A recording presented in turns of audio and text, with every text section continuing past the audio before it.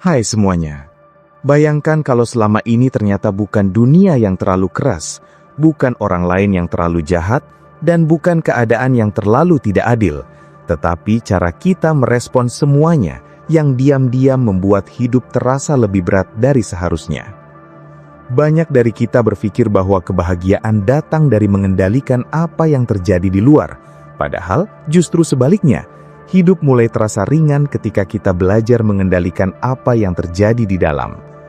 Disinilah ajaran Stoa tentang pengendalian diri menjadi sangat relevan, karena ia tidak menawarkan pelarian, tidak menjanjikan hidup tanpa masalah, tetapi memberikan sesuatu yang jauh lebih kuat, yaitu kemampuan untuk tetap tenang di tengah kekacauan.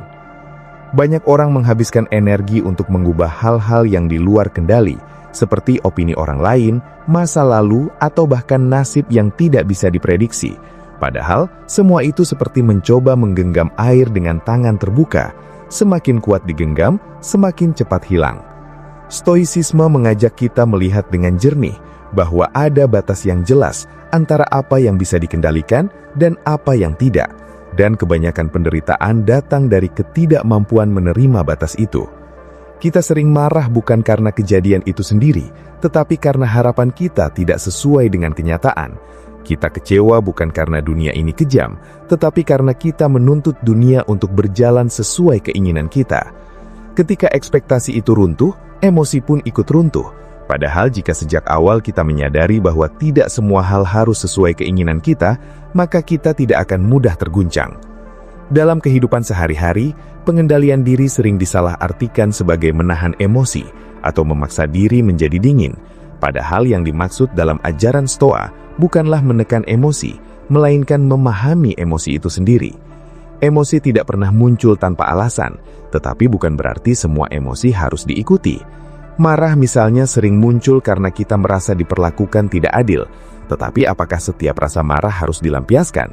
Tidak juga. Justru disitulah letak kekuatan seseorang, bukan pada seberapa keras ia bisa bereaksi, tetapi seberapa tenang ia bisa memilih respon. Banyak orang merasa kuat ketika bisa membalas, padahal kekuatan sejati adalah ketika kita mampu menahan diri untuk tidak bereaksi secara impulsif. Dunia saat ini penuh dengan distraksi, notifikasi, opini, dan tekanan sosial yang membuat kita mudah terpancing.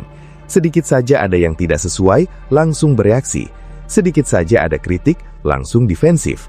Sedikit saja ada ketidaknyamanan, langsung ingin menghindar. Tanpa disadari, kita menjadi budak dari reaksi kita sendiri. Ajaran Stoa mengajarkan bahwa kebebasan sejati bukan berarti bisa melakukan apa saja, tetapi mampu tidak melakukan hal yang seharusnya tidak dilakukan. Ini terdengar sederhana, tetapi dalam praktiknya sangat sulit. Misalnya ketika kita merasa ingin membalas kata-kata orang lain, ingin menunda pekerjaan, atau ingin menyerah ketika keadaan tidak sesuai harapan. Semua dorongan itu terasa kuat, seolah harus segera diikuti. Tetapi di antara dorongan dan tindakan, sebenarnya ada ruang kecil yang sering kita abaikan, yaitu ruang untuk memilih. Disitulah pengendalian diri bekerja. Orang yang tidak memiliki pengendalian diri akan langsung bertindak sesuai dorongan, sedangkan orang yang terlatih akan berhenti sejenak, berpikir, lalu memilih tindakan yang lebih bijak. Semakin sering kita melatih ruang itu, semakin besar kendali kita atas diri sendiri. Kita sering berpikir bahwa masalah terbesar dalam hidup adalah keadaan, padahal seringkali masalah terbesar adalah reaksi kita terhadap keadaan itu. Dua orang bisa mengalami kejadian yang sama, tetapi meresponsnya dengan cara yang berbeda. Yang satu hancur, yang lain tetap tenang. Perbedaannya bukan pada kejadian, tetapi pada cara berpikir. Stoicisme mengajarkan bahwa pikiran adalah sumber utama dari ketenangan atau penderitaan. Jika kita terus membiarkan pikiran dipenuhi asumsi negatif, maka emosi pun akan ikut negatif. Jika kita belajar mengatur cara berpikir, maka emosi akan lebih stabil. Ini bukan berarti kita harus selalu positif secara berlebihan, tetapi lebih kepada melihat kenyataan apa adanya, tanpa ditambah drama yang tidak perlu. Seringkali kita memperbesar masalah di kepala kita sendiri. Hal kecil terasa besar, hal yang belum terjadi sudah dikhawatirkan, dan hal yang sudah lewat terus dipikirkan. Ini membuat pikiran tidak pernah benar-benar tenang. Ajaran Stoa mengajak kita kembali ke momen sekarang, karena hanya di saat ini kita benar-benar punya kendali. Masa lalu tidak bisa diubah, masa depan belum tentu terjadi, Tetapi saat ini adalah ruang di mana kita bisa memilih sikap. Ketika kita terlalu sibuk memikirkan hal yang di luar kendali, kita kehilangan kendali atas hal yang sebenarnya bisa kita atur. Pengendalian diri juga erat kaitannya dengan disiplin. Bukan disiplin yang kaku dan menyiksa, tetapi disiplin yang lahir dari kesadaran. Kita sering tahu apa yang benar, tetapi tetap melakukan yang salah karena tidak mampu mengendalikan diri. Kita tahu harus bekerja, tetapi memilih menunda. Kita tahu harus menjaga emosi, tetapi memilih meledak. Ini bukan karena kita tidak tahu, tetapi karena kita tidak melatih diri. Stoicisme mengingatkan bahwa kebiasaan kecil yang dilakukan secara konsisten akan membentuk karakter. Pengendalian diri bukan sesuatu yang muncul tiba-tiba, tetapi hasil dari latihan yang berulang. Semakin sering kita memilih tindakan yang benar, meskipun sulit, semakin kuat kendali kita. Dalam hubungan dengan orang lain, pengendalian diri menjadi kunci utama. Banyak konflik sebenarnya tidak perlu terjadi jika kita mampu menahan reaksi sesaat. Kata-kata yang diucapkan dalam emosi seringkali menjadi penyesalan di kemudian hari. Tetapi ketika kita mampu menahan diri, kita memberi ruang untuk berpikir lebih jernih.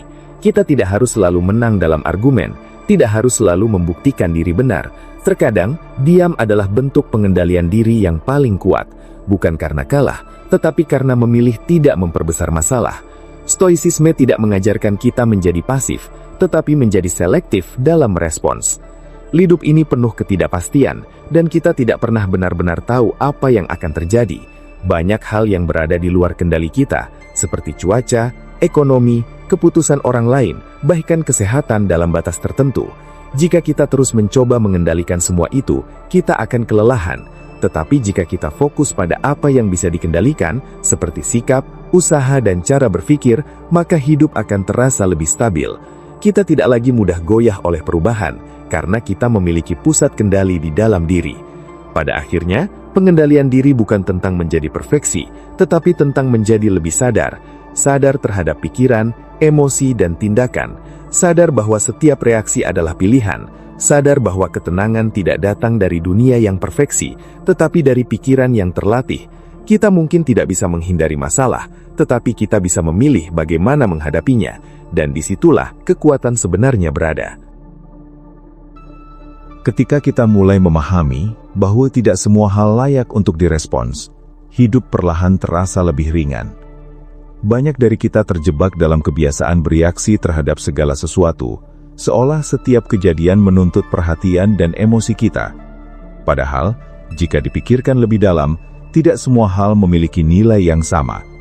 Ada hal-hal kecil yang sebenarnya bisa diabaikan, tetapi karena kita tidak memiliki pengendalian diri, hal kecil itu berubah menjadi besar. Inilah salah satu inti dari ajaran Stoa, yaitu kemampuan untuk membedakan mana yang penting dan mana yang tidak. Tanpa kemampuan ini, kita akan terus kehabisan energi untuk hal-hal yang tidak membawa manfaat.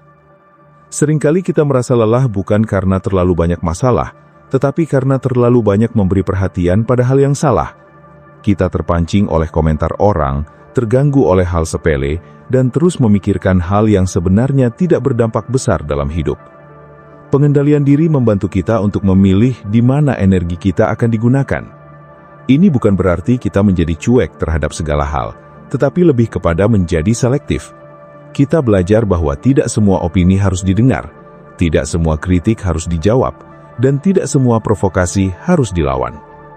Dalam praktiknya, ini membutuhkan kesadaran yang terus dilatih, karena dunia modern membuat segalanya terasa mendesak. Notifikasi muncul, berita datang tanpa henti, opini berseliweran di media sosial. Semua itu dirancang untuk menarik perhatian kita. Jika kita tidak memiliki pengendalian diri, kita akan terus terbawa arus. Kita akan mudah marah, mudah cemas, dan mudah kehilangan fokus. Stoicisme mengajarkan untuk tidak menjadi reaktif terhadap hal-hal seperti ini. Kita tidak harus mengetahui semua hal, tidak harus terlibat dalam semua perdebatan, dan tidak harus merespons setiap stimulus. Pengendalian diri juga berarti mampu menunda kepuasan. Ini mungkin terdengar sederhana, tetapi sebenarnya sangat sulit. Kita hidup di era yang serba instan, di mana segala sesuatu bisa didapatkan dengan cepat. Akibatnya, kita menjadi tidak terbiasa dengan proses. Kita ingin hasil tanpa usaha, ingin nyaman tanpa perjuangan. Ketika sesuatu tidak berjalan sesuai keinginan, kita cepat menyerah.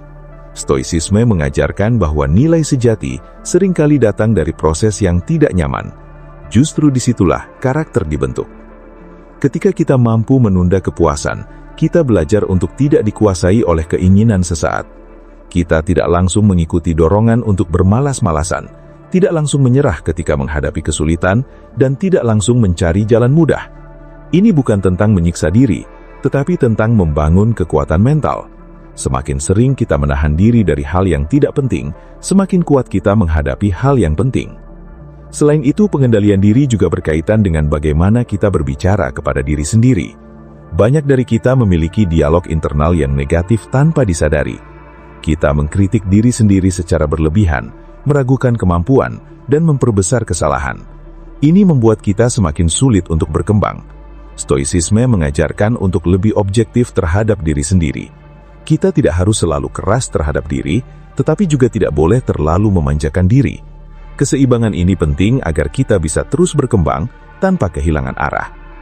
Kita juga perlu memahami bahwa pengendalian diri bukan berarti menolak emosi, tetapi mengelola emosi. Emosi adalah bagian dari manusia dan tidak mungkin dihilangkan. Yang bisa dilakukan adalah mengatur bagaimana emosi itu mempengaruhi tindakan. Kita boleh merasa marah, tetapi tidak harus bertindak marah. Kita boleh merasa takut, tetapi tidak harus menyerah. Disinilah letak perbedaan antara emosi dan tindakan. Banyak orang menyamakan keduanya, padahal keduanya bisa dipisahkan. Ketika kita mampu memisahkan emosi dari tindakan, kita tidak lagi menjadi korban dari perasaan kita sendiri. Kita tetap bisa merasakan, tetapi tidak kehilangan kendali. Ini membuat kita lebih stabil dalam menghadapi berbagai situasi. Kita tidak mudah terpancing, tidak mudah putus asa, dan tidak mudah kehilangan arah. Pengendalian diri juga membantu kita dalam menghadapi kegagalan. Banyak orang hancur bukan karena gagal, tetapi karena tidak bisa menerima kegagalan. Mereka terlalu keras pada diri sendiri, terlalu fokus pada hasil, dan lupa bahwa kegagalan adalah bagian dari proses. Stoicisme mengajarkan untuk melihat kegagalan sebagai pelajaran, bukan sebagai akhir. Ketika kita memiliki pengendalian diri, kita tidak akan bereaksi secara berlebihan terhadap kegagalan. Kita bisa melihatnya dengan lebih jernih, mengambil pelajaran, dan melanjutkan langkah. Pada akhirnya, pengendalian diri adalah tentang bagaimana kita menjalani hidup dengan lebih sadar. Kita tidak lagi hidup secara otomatis, mengikuti kebiasaan lama tanpa berpikir. Kita mulai memilih dengan lebih bijak, bertindak dengan lebih tenang, dan merespons dengan lebih matang. Ini bukan proses yang instan, tetapi perjalanan yang membutuhkan latihan terus-menerus. Namun hasilnya sepadan, karena kita mendapatkan sesuatu yang tidak bisa dibeli, yaitu ketenangan batin.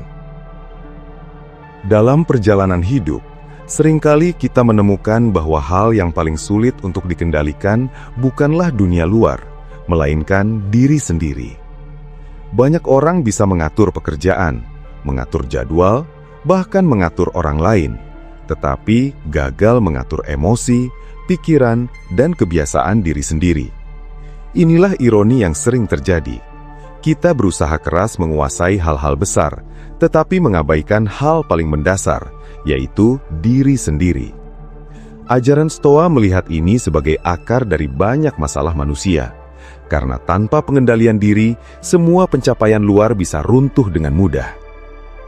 Kita bisa melihat dalam kehidupan sehari-hari, bagaimana seseorang yang sukses secara materi bisa tetap merasa tidak tenang. Ia mudah marah, mudah tersinggung, dan sulit merasa puas.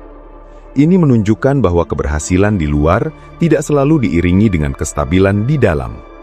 Stoicisme menekankan bahwa kualitas hidup tidak ditentukan oleh apa yang dimiliki, tetapi oleh bagaimana seseorang mengelola dirinya sendiri. Pengendalian diri menjadi fondasi dari semua itu. Salah satu bentuk pengendalian diri yang penting adalah kemampuan untuk menerima kenyataan. Banyak penderitaan muncul karena kita menolak kenyataan. Kita ingin sesuatu yang sudah terjadi tidak terjadi, atau berharap sesuatu yang tidak mungkin menjadi mungkin. Ini membuat kita terus berada dalam konflik batin. Stoicisme mengajarkan untuk menerima kenyataan apa adanya. Bukan berarti menyerah, tetapi memahami bahwa kenyataan adalah titik awal untuk bertindak. Tanpa penerimaan, kita tidak akan pernah bisa bergerak maju. Ketika kita menerima kenyataan, kita berhenti melawan hal yang tidak bisa diubah. Energi yang sebelumnya digunakan untuk mengeluh bisa dialihkan untuk mencari solusi. Ini membuat kita lebih produktif dan lebih tenang. Kita tidak lagi terjebak dalam penyesalan atau harapan yang tidak realistis. Kita mulai fokus pada apa yang bisa dilakukan saat ini. Pengendalian diri juga terlihat dari bagaimana kita menghadapi godaan. Godaan tidak selalu dalam bentuk besar, seringkali justru datang dalam bentuk kecil yang berulang. Menunda pekerjaan, memilih kenyamanan, atau menghindari tanggung jawab. Jika hal-hal kecil ini terus dibiarkan, lama-kelamaan akan membentuk kebiasaan yang merugikan. Stoicisme mengingatkan bahwa karakter dibentuk dari kebiasaan kecil yang dilakukan setiap hari. Kita tidak perlu menunggu momen besar untuk melatih pengendalian diri. Justru latihan terbaik ada di hal-hal sederhana. Bangun tepat waktu, menyelesaikan tugas, menahan diri dari reaksi berlebihan, dan menjaga konsistensi. Hal-hal ini mungkin terlihat sepele, tetapi dampaknya sangat besar dalam jangka panjang. Selain itu, pengendalian diri juga membantu kita dalam menjaga hubungan sosial. Banyak hubungan rusak bukan karena masalah besar, tetapi karena reaksi yang tidak terkendali. Kata-kata yang diucapkan tanpa berpikir, emosi yang tidak dikelola, dan ego yang tidak dikendalikan. Jika kita memiliki pengendalian diri, kita bisa menghindari banyak konflik yang tidak perlu. Kita belajar untuk mendengarkan, memahami, dan merespon dengan bijak. Kita juga menjadi lebih toleran terhadap perbedaan. Kita tidak lagi merasa harus selalu benar atau memaksakan pandangan kita kepada orang lain. Ini membuat hubungan menjadi lebih sehat dan harmonis. Stoicisme mengajarkan bahwa kita tidak bisa mengontrol orang lain, tetapi kita bisa mengontrol bagaimana kita berinteraksi dengan mereka. Pada akhirnya, pengendalian diri membawa kita pada kebebasan yang sesungguhnya. Bukan kebebasan untuk melakukan apa saja, tetapi kebebasan dari hal-hal yang menguasai diri kita. Kebebasan dari emosi yang berlebihan, dari kebiasaan buruk, dan dari pikiran yang tidak terkendali. Ini adalah bentuk kebebasan yang tidak terlihat, tetapi sangat terasa dalam kehidupan sehari-hari. Seiring waktu, ketika pengendalian diri mulai menjadi bagian dari kebiasaan, kita akan merasakan perubahan yang signifikan dalam cara menjalani hidup. Hal-hal yang dulu mudah memicu emosi, perlahan tidak lagi memiliki kekuatan yang sama. Kita menjadi lebih stabil, lebih tenang, dan lebih fokus. Ini bukan karena hidup menjadi lebih mudah, tetapi karena kita menjadi lebih kuat dalam menghadapinya. Stoicisme tidak mengubah dunia, tetapi mengubah cara kita melihat dunia. Kita mulai memahami bahwa tidak semua hal harus diperjuangkan, tidak semua hal harus dipikirkan, dan tidak semua hal harus dirasakan secara berlebihan. Ada kebijaksanaan dalam memilih apa yang layak untuk diberi perhatian. Ini membuat hidup terasa lebih sederhana, meskipun dunia tetap kompleks. Pengendalian diri juga membuat kita lebih bertanggung jawab terhadap hidup kita sendiri. Kita tidak lagi menyalahkan keadaan, orang lain, atau nasib. Kita menyadari bahwa meskipun tidak semua hal bisa dikendalikan, respon kita selalu berada dalam kendali. Ini memberikan rasa kekuatan yang berbeda, karena kita tidak lagi merasa sebagai korban dari keadaan. Ketika kita menghadapi kesulitan, kita tidak langsung panik atau menyerah. Kita bisa tetap tenang, berpikir jernih, dan mencari solusi. Ini bukan karena kita tidak merasa takut atau cemas, tetapi karena kita tidak membiarkan perasaan itu mengambil kendali. Kita tetap memegang kendali atas tindakan kita. Dalam jangka panjang, pengendalian diri juga membantu kita mencapai tujuan dengan lebih konsisten. Kita tidak mudah tergoda untuk berhenti di tengah jalan, tidak mudah teralihkan oleh hal yang tidak penting, dan tidak mudah kehilangan arah. Kita menjadi lebih disiplin tanpa merasa terpaksa, karena kita memahami tujuan dari setiap tindakan. Akhirnya, kita sampai pada pemahaman bahwa pengendalian diri bukanlah beban, tetapi justru sumber ketenangan. Banyak orang mengira bahwa hidup bebas berarti tanpa batas, padahal tanpa batas justru membuat hidup tidak terarah. Dengan pengendalian diri, kita memiliki batas yang jelas, dan justru di dalam batas itulah kita menemukan kebebasan yang sesungguhnya. Hidup tidak akan pernah sepenuhnya sesuai dengan keinginan kita, tetapi itu tidak harus menjadi masalah. Selama kita mampu mengendalikan diri, kita tetap bisa menjalani hidup dengan tenang dan bermakna. Kita tidak lagi bergantung pada keadaan untuk merasa baik, karena kita sudah memiliki kendali atas diri sendiri. Dan pada akhirnya, Itulah yang membuat hidup terasa lebih utuh. Seringkali kita tidak menyadari bahwa sebagian besar kelelahan mental yang dirasakan bukan berasal dari pekerjaan atau aktivitas yang dilakukan, tetapi dari konflik batin yang tidak pernah selesai. Kita ingin disiplin, tetapi terus menunda. Ingin tenang, tetapi terus bereaksi. Ingin fokus, tetapi terus terdistraksi. Ketegangan ini membuat pikiran terasa penuh, bahkan ketika secara fisik tidak melakukan banyak hal. Ajaran Stoa melihat ini sebagai bentuk kurangnya pengendalian diri yang halus, bukan dalam bentuk tindakan besar, tetapi dalam kebiasaan kecil yang terus berulang. Kita mungkin tidak sadar bahwa setiap kali kita membiarkan diri mengikuti dorongan sesaat, kita sebenarnya sedang melemahkan kemampuan diri untuk mengendalikan hidup.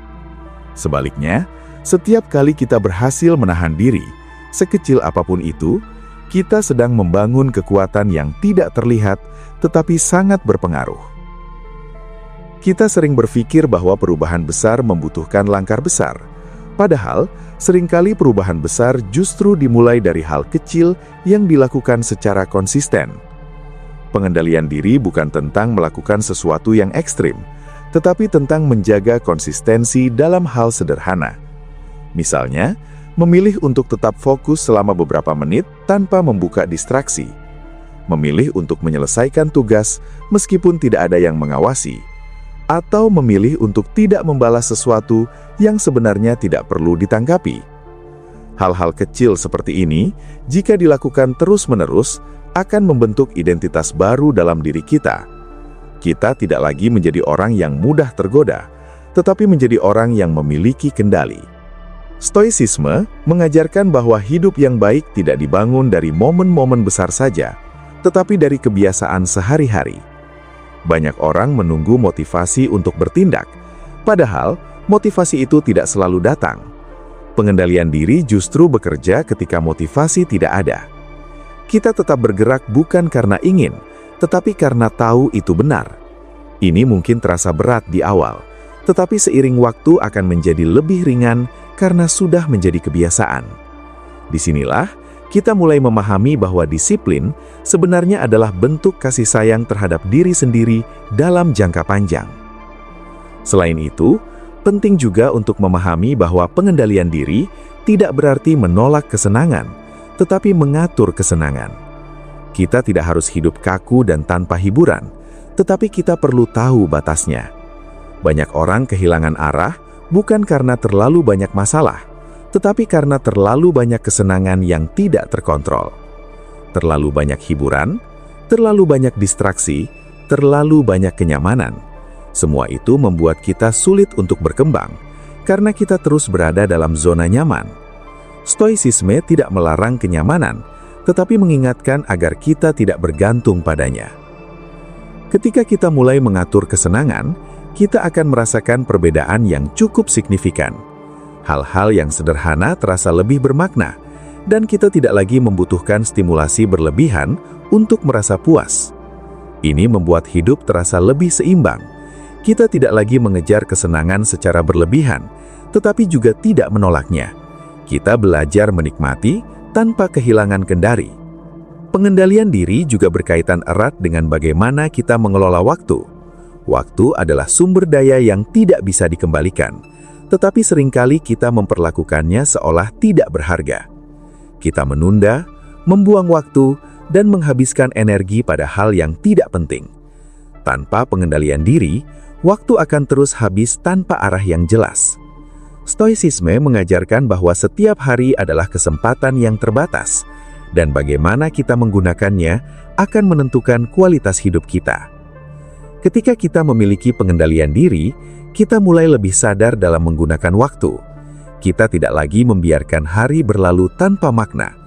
Kita mulai memilih aktivitas yang benar-benar penting dan mengurangi hal yang tidak memberikan nilai.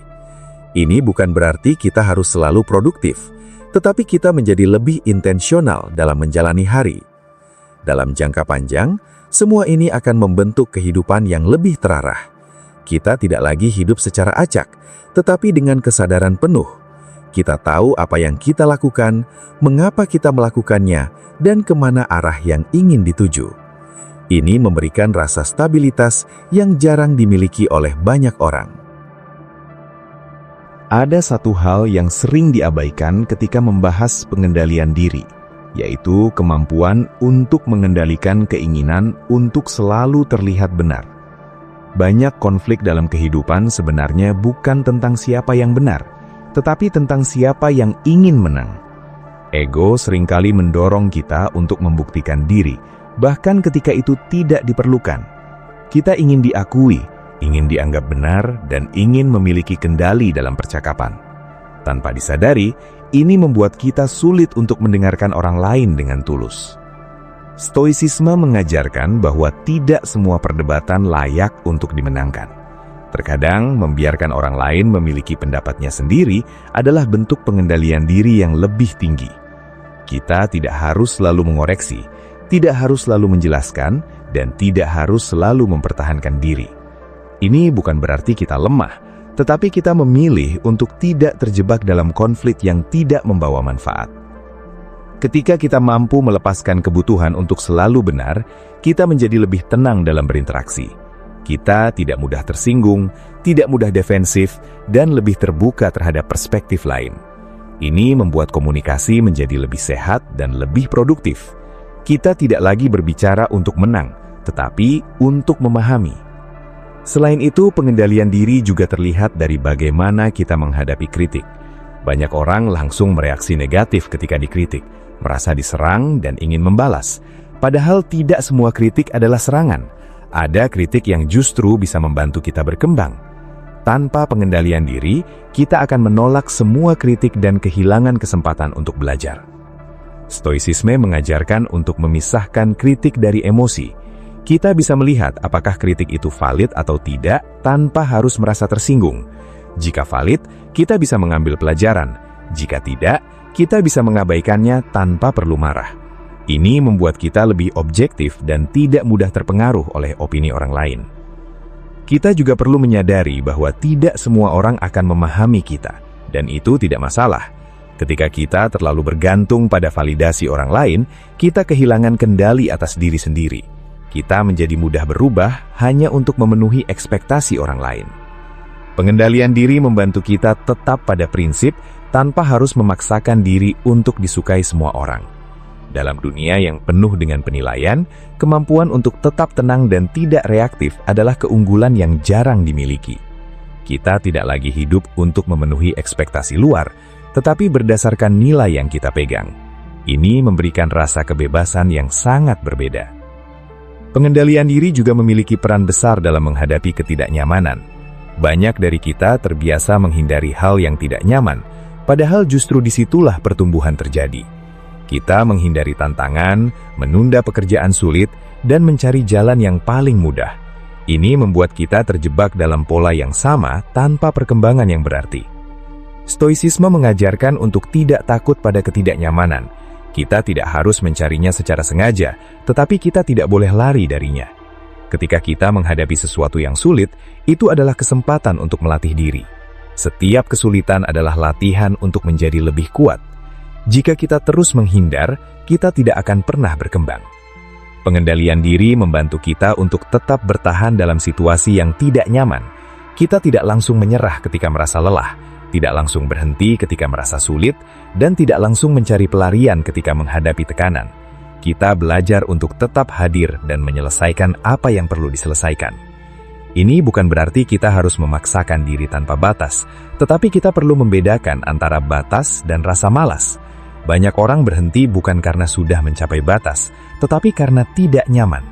Dengan pengendalian diri, kita bisa mendorong diri sedikit lebih jauh dari zona nyaman, tanpa harus menyiksa diri. Seiring waktu, kita akan menyadari bahwa hal-hal yang dulu terasa sulit sekarang menjadi biasa. Ini karena kapasitas kita meningkat. Kita menjadi lebih tahan terhadap tekanan, lebih kuat menghadapi tantangan, dan lebih siap untuk hal-hal yang lebih besar. Pengendalian diri juga membantu kita dalam menjaga kesehatan mental. Ketika kita tidak mudah terbawa emosi, pikiran menjadi lebih stabil. Kita tidak mudah cemas terhadap hal yang belum terjadi, tidak mudah terjebak dalam penyesalan, dan tidak mudah kehilangan arah.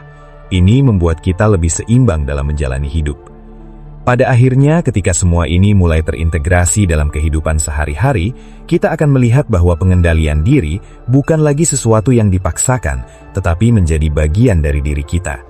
Kita tidak lagi harus berpikir keras untuk menahan diri, karena itu sudah menjadi kebiasaan. Kita menjadi lebih sadar dalam setiap tindakan, lebih tenang dalam setiap situasi, dan lebih bijak dalam setiap keputusan.